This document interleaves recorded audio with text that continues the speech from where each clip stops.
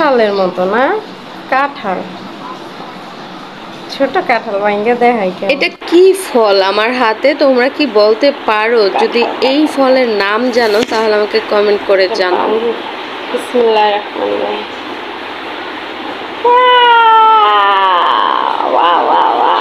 দেখতে কাঁঠালের মতো আর ভিতরের কোষগুলো কাঁঠালের কোষের মতো। এখন আমার তো মনে হয় এটা কাঁঠাল।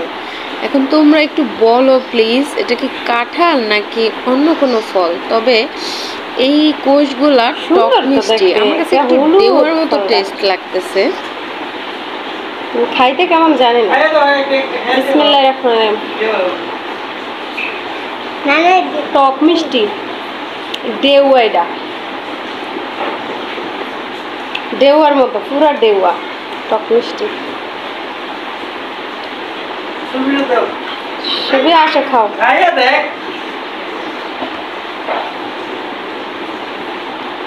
ফলটা দেখতে অনেক সুন্দর। আমার হাজবেন্ড বলতেছিল যে এটা ডেওয়া না, এটা কাঁঠালও না, এটা নাকি একটা নাম আছে, যে দোকানদার থেকে কিনছে সে বলছে এটা ডেওয়া না, এটার একটা নাম আছে, কিন্তু সেই নামটা ওনাকে বলছে, ওনার বাসায় এসে মনে নাই, তাই সে আমাকে বলতে পারে না। আর এখন যেটা আমি ভাঙ্গা খাইতেছি এটা হচ্ছে আমাদের দেশি ডেওয়া, আর ডেওয়া আমার অনেক বেশি পছন্দ, আর এই ডেওয়াটা অনেক মিষ্টি ছিল।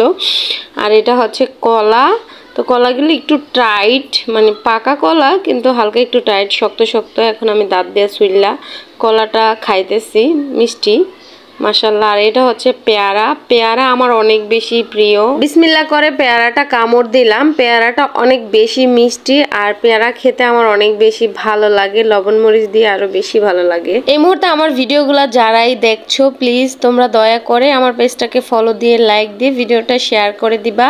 আর এই ফলটা কি ফল আমি আসলে এটার নাম জানি না, আমি একবার কাঁঠাল বলি, একবার ডেউয়ার মতো টেস্ট তাই ডেউয়া বলি। তো তোমরা আমাকে প্লিজ একটু কমেন্টে জানিয়ে দিও। সবাই ভালো থাকো, আল্লাহ হাফেজ।